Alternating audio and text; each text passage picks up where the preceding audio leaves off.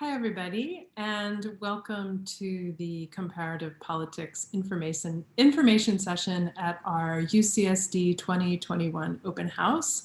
I am Professor Karen Faree, and I'm the field chair this year. And the purpose of this little video is to give you some background information on comparative politics at UCSD.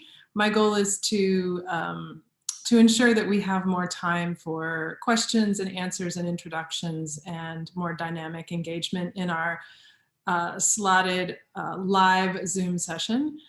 So this is just some background information. And Open House is normally a really exciting time for us at UCSD. We love selling our program and telling you what we love about it. And so normally this would be done live over tacos in our conference room. But of course this year's different. So we have to make do. I'm sorry for saddling you with yet another Zoom recording, but there's some information that I think might be helpful as you're thinking about this momentous decision that you're probably all in the process of making about what to do with your graduate career and where you're going to go. So I'm going to tell you a little bit about CP at UCSD. You can ask questions in the live session or schedule one-on-ones or send me an email. Happy to answer questions, but this is just some content that I think is useful for everybody. Okay, so first a little bit about what we do in comparative politics at UCSD. We are a question-driven department, and comparative politics is no different. We focus on big questions, and in comparative, of course, we tend to ask them comparatively, either about other countries or comparing other countries or comparing other regions or comparing other subregions, or the comparative part is very important in how we approach these questions. So this is just a list I made by thinking about some of the research that my colleagues are engaged in and some of our graduate students are engaged in right now. Obviously, the full list is huge.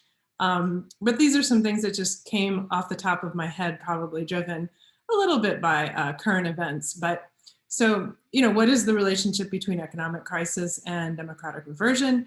That is a currently very relevant topic, but it's also a really old topic in comparative politics. And, some of our very senior scholars like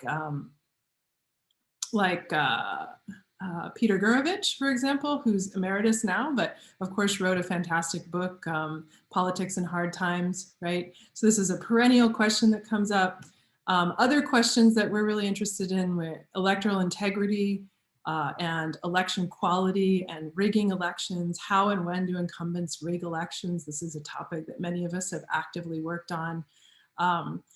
We have a big group of people who are very interested in China and authoritarian regimes and how they maintain power. And of course, one component of that is control over information, particularly the internet, control over censorship. A currently relevant topic that I'm working on has to do with global health crises and their effects on politics, and particularly whether they decrease or increase support for immigration and their general effect on in-group, out-group relationships. I find this super interesting, as do many of my colleagues. And then finally, just finally for this list, but obviously not finally for everything, when and how do institutions, formal institutions and informal institutions, amplify polarization and division, and when do they sort of dampen it? Can political institutions be designed that to reduce conflict, or to can we reform institutions that are potentially exacerbating conflict? Can we use institutional reform to change that? Those are perennial questions that, again, UCSD has been asking for a really long time.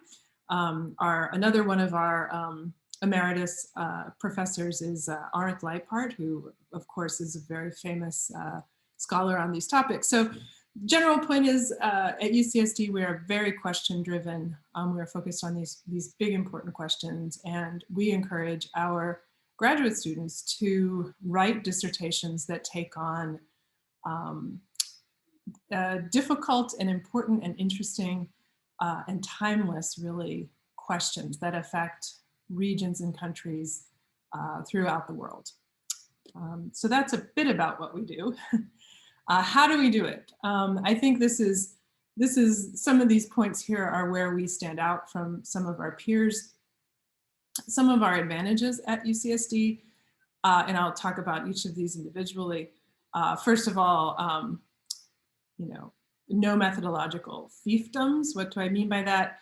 These are nasty little department divisions that will make your life miserable as a graduate student. These are not always very visible from the outside. You don't always know what the department culture is, where the divisions line up. There's all sorts of different potential fault lines out there that can happen, that can divide departments. The ancient qual-quant division, sometimes an analytical versus empirical division, or theoretical versus empirical division.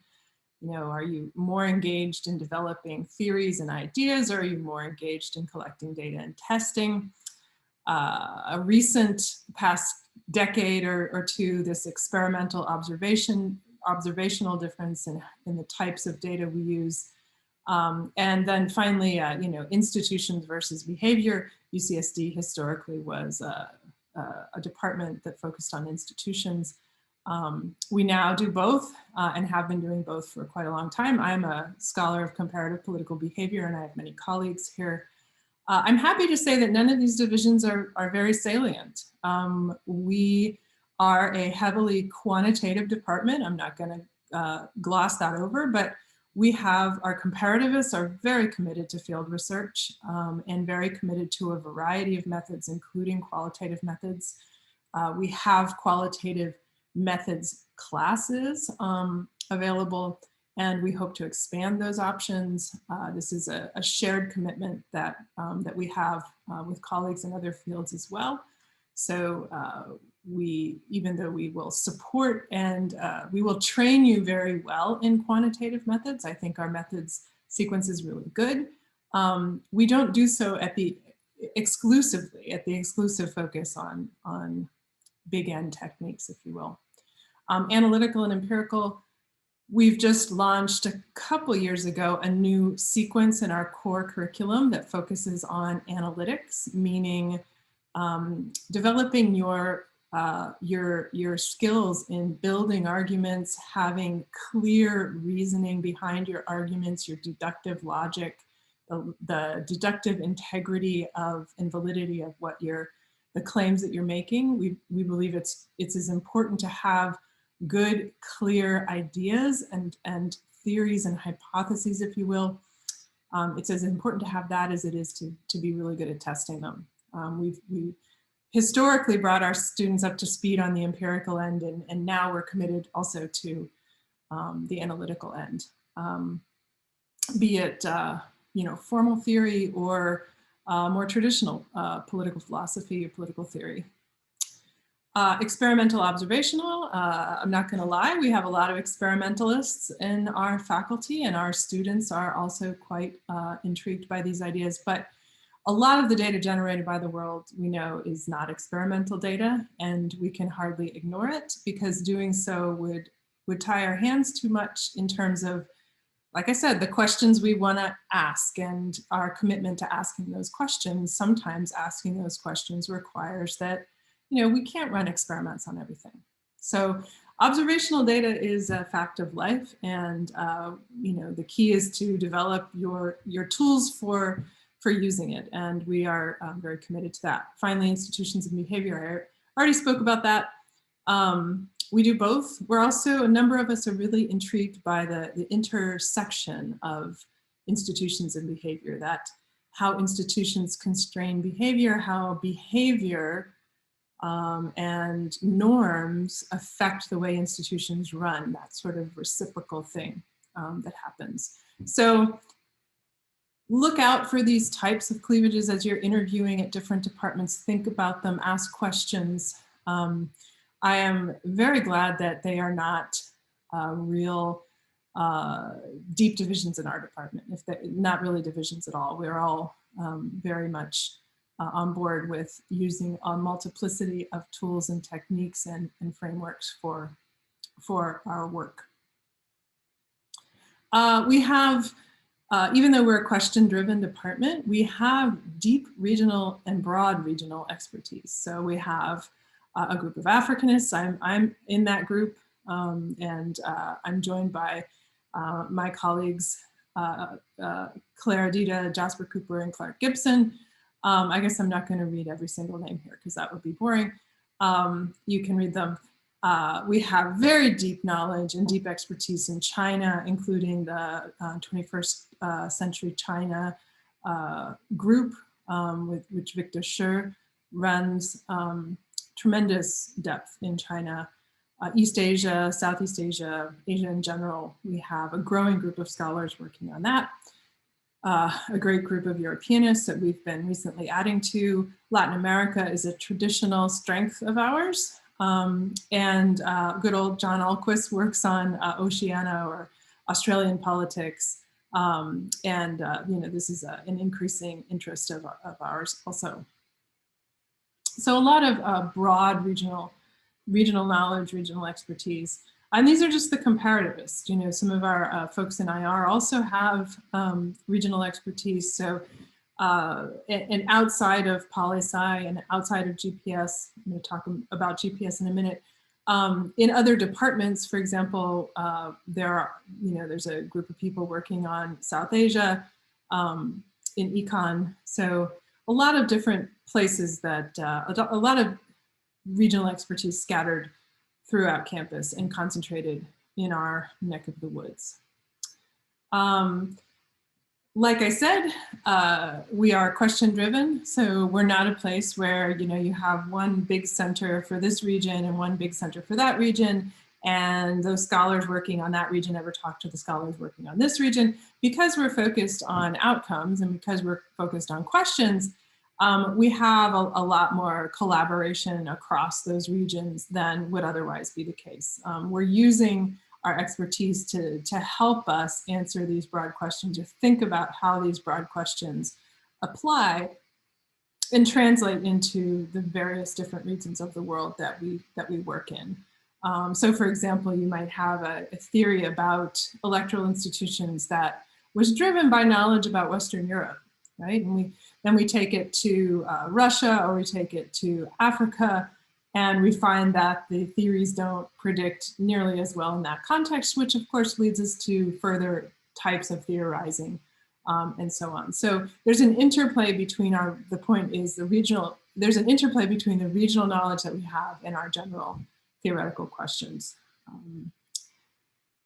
We have very porous borders. I like to say that many of us are confused about exactly who we are. We have many people who sit at the intersection of IR and comparative, or comparative and methods, and comparative and American, or some combination of all of those things. And so this leads to cross-field collaborations between faculty and students and so on around general ideas. So we have a great race, ethnicity, and immigration group at UCSD that has comparativists. I'm in that group. Claire Adida in that group, also has great Americanists. Regina Gauss, Marissa Arajano, even people in econ are working on race, ethnicity, and immigration. So you bring people together based on their interests and the questions that they're asking, rather than, you know, some of these traditional boundaries. Conflict, is conflict the domain of IR, or is it the domain of comparative? Well, obviously it's both. So this is, again, another area where there's a lot of fertile collaboration. Political economy obviously draws people together from many different areas. Development also. The politics of the environment. We've recently had some fantastic dissertations on this that take advantage of the very deep knowledge that we have at UCSD, for example, at Scripps, of climate science and so on. So we have these really great cross-field collaborations. I think one of the great advantages of UCSD that not everybody realizes is, I like to think of it as 2 for the price of 1, or our secret strength, our ace in the hole, and that is, of course, GPS, the School for Global Policy and Strategy. I could throw a rock out my window and hit GPS. That's how close we are physically.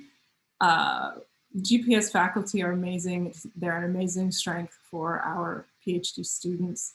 They are very active in mentoring our students, serving on committees, giving advice, bringing into research projects, and so on. So you literally get two for the price of one. You have the whole poli-sci faculty, but also the whole GPS faculty. And the GPS faculty is a very diverse faculty. It's not just political science. There's a big econ group, very focused on development economics, a really good development economics group that also spans into econ. You have climate scientists at GPS. You have people focused on education policy, people focused on conflict. You have just, you know, international law. So there's a lot of really smart people gathered under that roof who do a variety of different things. And GPS is, of course, it's a policy school, so it's very focused on policy relevance, which is a great resource for our students also. And, you know, even though I would say our closest institutional collaborator is GPS, we have great relationships with other institutions on campus.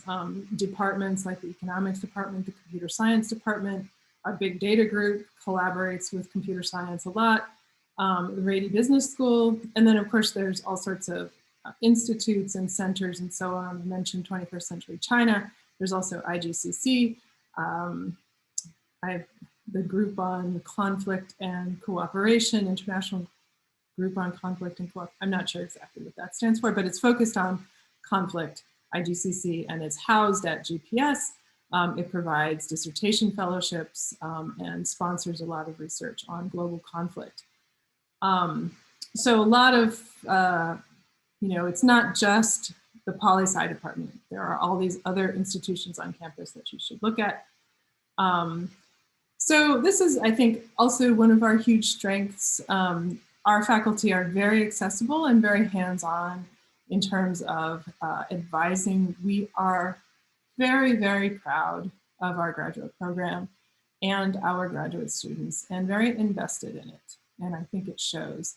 We have what we call a village model of advising. It takes a village to help a graduate student or to produce a graduate student. One very obvious manifestation of that is that our committees have 5 people, our dissertation committees have 5 people on them instead of 3, which is the norm in many places.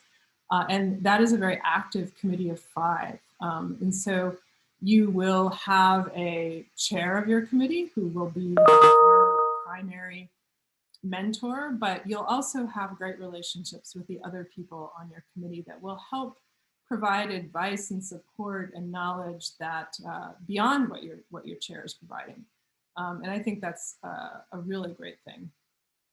We have very active faculty, 23, I think that's right, 23 faculty plus 7 in GPS, about 25 grad students in comparative. So that's a great ratio, right? There's a lot of faculty for the graduate students. And that means that you have a lot of choice and you get a lot of attention. And I think that's really valuable. We have a very hands-on approach. So one way that we demonstrate this is through our workshops. We have a very strong workshop culture. Our workshops range from small, informal little workshops, like, for example, the race and ethnicity workshop. There's an Africa workshop. These spring up all the time, different types of workshops that you're free to attend and present early work in, get to know people, and so on. Then, of course, there are the departmental field workshops. Comparative politics is one of these. I run that this year because I'm the field chair. Somebody else will run it next year. We meet and we go over research in all stages of production, and it's really it's a support group. It's a sounding board. The CP workshop, like all of the workshops, helps build ties between different cohorts. So our cohort culture is very strong at UCSD. Your cohort will be very important to you.